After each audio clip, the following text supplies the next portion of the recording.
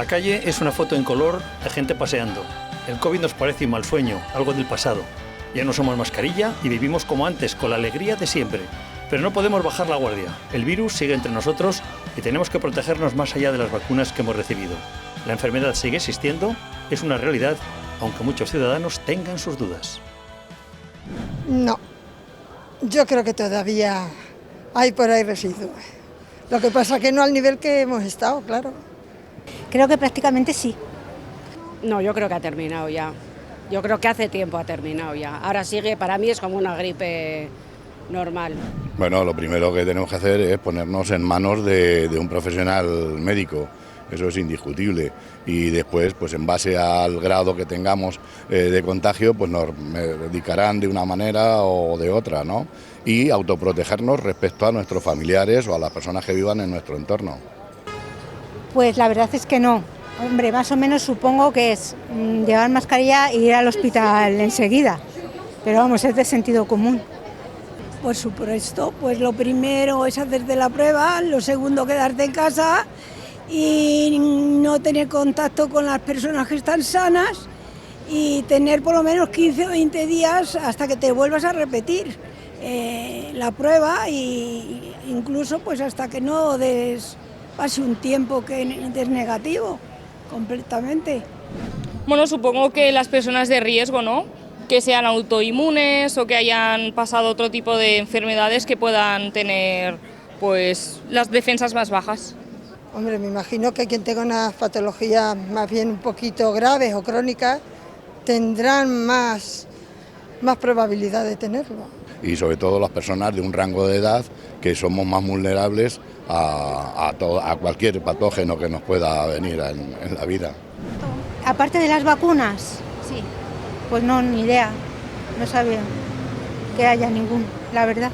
Pues no hay tratamiento efectivo, pero ¿cuántos casos hemos visto que después de las vacunas ha habido síntomas y ha habido contagios con 2 y 3 puestas de vacunas? Yo el que tengo entendido es unos antivirales y sobre todo para los pulmones, pero que el tratamiento como tal no estamos informados nadie.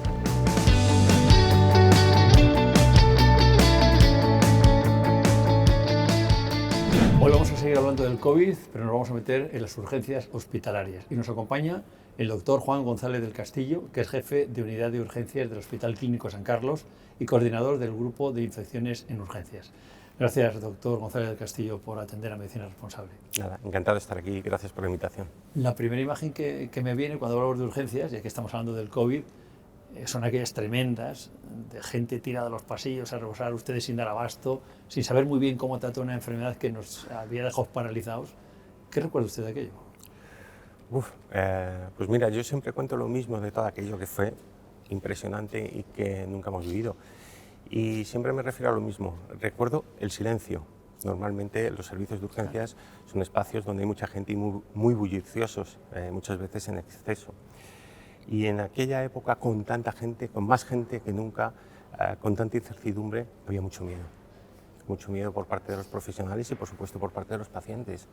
Y eso provocaba el silencio. Entonces, lo que más recuerdo, lo que más me impactó de todo aquel tiempo es tanta gente y tanto silencio en los servicios de urgencias. Ya hemos vuelto ya, digamos, a la normalidad, ya es el bullicio de siempre. Sí, digamos que en este momento pues, la situación se ha normalizado, atendemos todo tipo de patologías y no solo el COVID, y la situación pues, es la habitual antes de la pandemia. Como el COVID sigue entre nosotros, supongo que ustedes seguirán atendiendo enfermos de COVID. ¿Con qué frecuencia? ¿Cómo llegan al hospital? ¿Tienen que ir al hospital o deberían pasar antes por la atención primaria? Sin lugar a dudas seguimos viendo pacientes con COVID, la situación no tiene nada que ver con aquello, pero es una patología respiratoria más que produce y sigue produciendo infecciones. Hemos pasado de la epidemia a la endemia, es decir, esto va a continuar con nosotros y por supuesto vemos casos.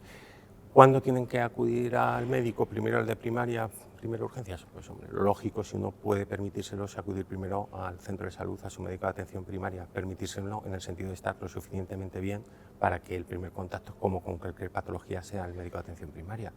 Pero si hay una situación de mayor gravedad, pues puede ir directamente al servicio de urgencias, o muchas veces ocurre que el médico de atención primaria lo deriva al servicio de urgencias. Yo creo que en cualquier caso, para la población general, cuando está enfermo, como con cualquier otra patología, deben avisar al médico de primaria o al 112 que le darán las instrucciones precisas, ¿no? ¿Sabes lo que pasa, doctor? Que la gente dice, voy a urgencias porque me atienden inmediatamente. Y como me siento mal y creo que tengo el COVID, yo me dejo de llamar a pedir cita, voy al hospital. Y de esos pacientes que llegan al hospital porque se encuentran mal y luego resulta que tienen el COVID, ¿cuántos realmente tendrían que ir al hospital? ¿Cuántos se quedan hospitalizados y cuántos llegan a una UCI hoy en día?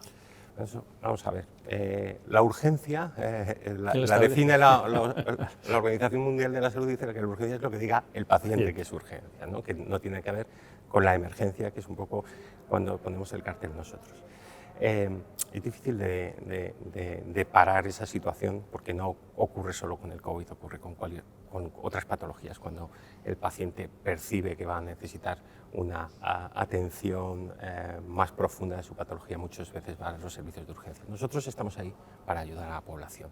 Si se encuentran bien, lo lógico, como digo, es avisar al 112 o al médico de atención primaria y ellos van a poner en buena lid el camino correcto a ese paciente. Pero nosotros estamos a disposición de la población general para su atención cuando ellos deseen. ¿Ha visto usted una encuesta hace un momento que se la ponemos a distintos médicos cuando hablamos del COVID? Yo no sé si la población está mentalizada, sabe muy bien qué ha pasado de la pandemia o qué tiene que hacer a partir de ahora para cuidarse del COVID.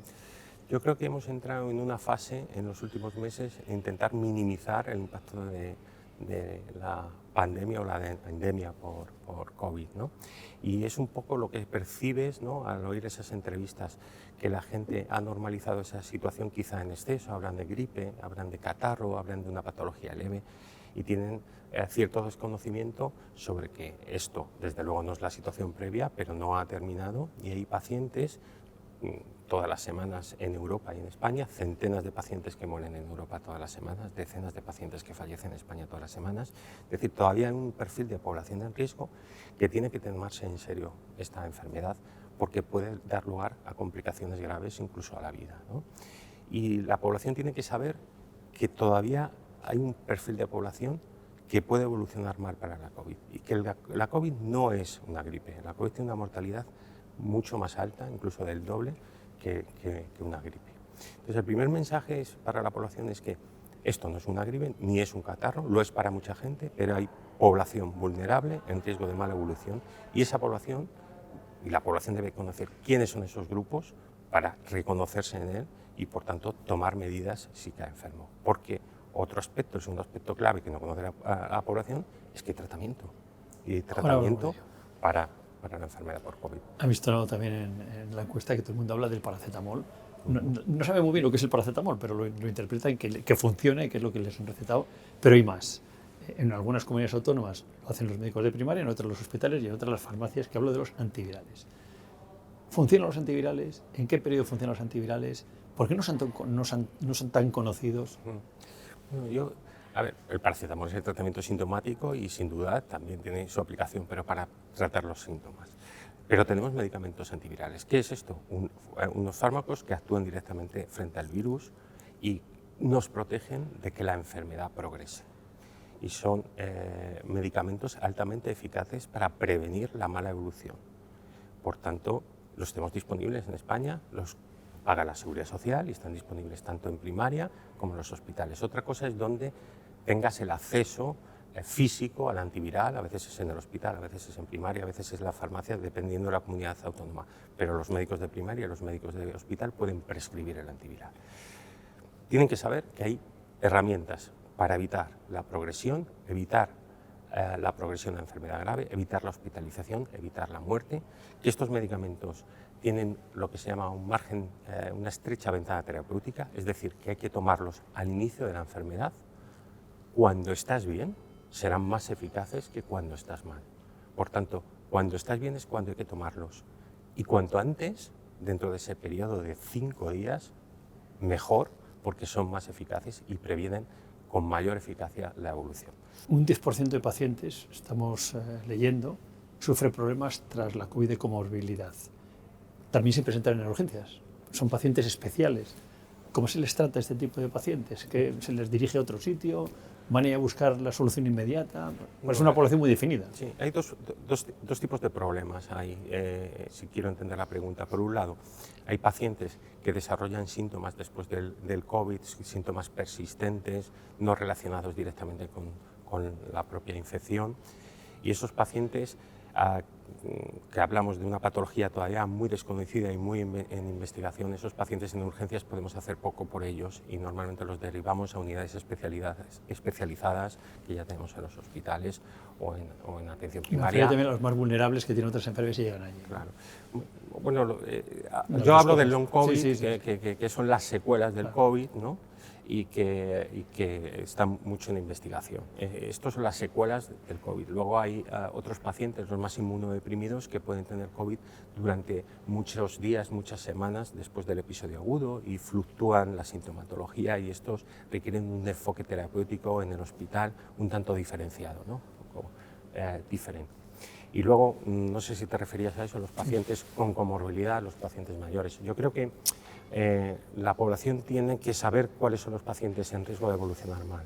Los pacientes inmunodeprimidos, esos pacientes son claves que con la sintomatología inicial poder diagnosticarles y empezar el tratamiento antiviral lo antes posible, porque tienen alto riesgo de progresar a enfermedad grave, primer grupo. Segundo grupo, los pacientes más mayores, los pacientes mayores de 80 años, independientemente de si tienen comorbilidad o no, son una población de alto riesgo, son la que mayoritariamente ingresa y fallece, y esos pacientes también hay que tratarlos de forma precoz.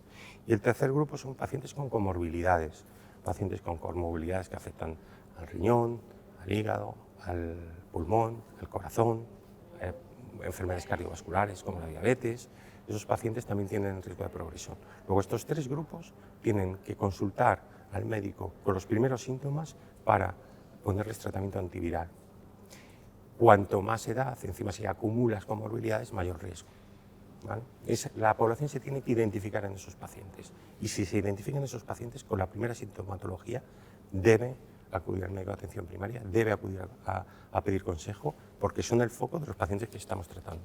Hay que recordar que no solo está el COVID, hay otras enfermedades respiratorias que también afectan a la población, que igual son menos graves a la hora de llegar a una UCI o un desenlace fatal, ¿no? Sí, pero bueno, la propia gripe que hablábamos antes es una patología que produce miles de ingresos y miles de muertos todos los años en España, y para el que también hay tratamiento antiviral para poblaciones de riesgo. Cuando hablamos de tratamiento antiviral, por supuesto no estamos hablando de dárselo a cualquier paciente, estamos hablando de dárselo a población vulnerable, pero igual que tenemos tratamientos antivirales para el COVID, también tenemos tratamientos antivirales frente a la gripe.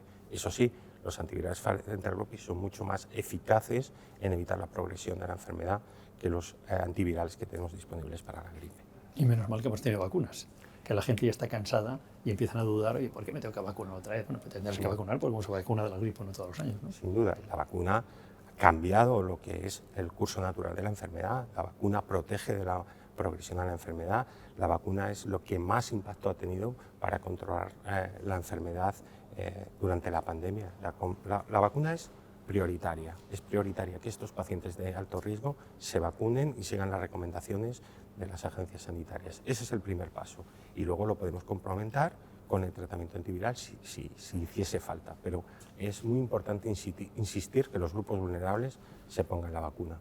Y me imagino que también que la gente se haya hecho test, que se haya acostumbrado inmediatamente en los síntomas a ver qué tengo, ha favorecido también que no tengan que ir ni a urgencias, ni siquiera a veces el médico de atención primaria. Sí, especialmente los test antigénicos que dan un resultado rápido en unos 15 minutos han sido muy importantes también para hacer diagnósticos muy rápidos, el ser capaces de llevar el diagnóstico a las farmacias, al propio paciente.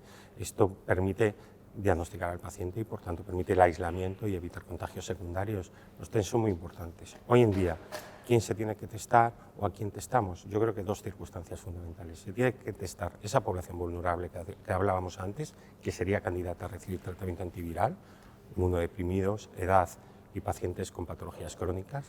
Y luego yo me planteo también hacer el diagnóstico en pacientes que no van a recibir el tratamiento antiviral porque no tienen estas condiciones, pero que conviven con pacientes que sí tienen esas condiciones.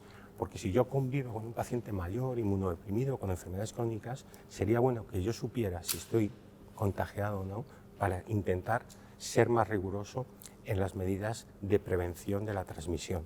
Es verdad que eso deberíamos adoptarlo con cualquier enfermedad infecciosa viral, pero creo que es bueno saberlo y ser consciente de que uno tiene la infección por SARS-CoV-2, uno tiene COVID, para evitar esa transmisión a ese conviviente con el que estoy y que sí es vulnerable. Le preguntaba al principio por las escenas aquellas de me habla del silencio de los hospitales.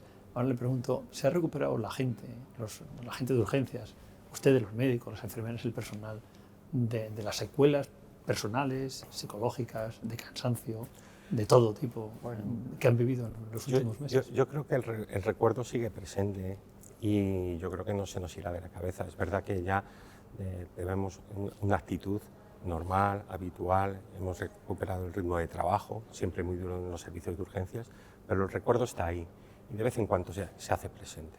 Son conscientes no de la responsabilidad que tienen, de la confianza que generan ustedes en la gente. Sí, bueno, quiero decir, la gente viene a pedirnos ayuda para el COVID y para tantas patologías. Somos conscientes de que somos un punto clave. Yo siempre me refiero a las urgencias como la red de seguridad del sistema sanitario. Es esa red que abierta 24 horas, 7 días, disponible para cualquier eventualidad en cualquier momento y para los 29 millones de atenciones anuales que damos. ¿Le puedo felicitar ya por la especialidad o todavía no? ¿Tenemos alguna duda? Bueno, especialidad en urgencias y emergencias. Yo confío en que todo siga el camino trazado y más pronto que tarde obtengamos ese reconocimiento del que se va a beneficiar toda la sociedad, porque va a favorecer la equidad en el tratamiento, en el diagnóstico, en la atención en definitiva, independientemente qué nivel asistencial y en qué zona geográfica del país nos atiende. Y salvará muchas vidas. Y sin duda repercutirá en la buena salud de la población. Pues doctor González del Castillo, muchísimas gracias por atender a Medicina Responsable, ha sido un placer. Gracias a ustedes, ha sido un placer.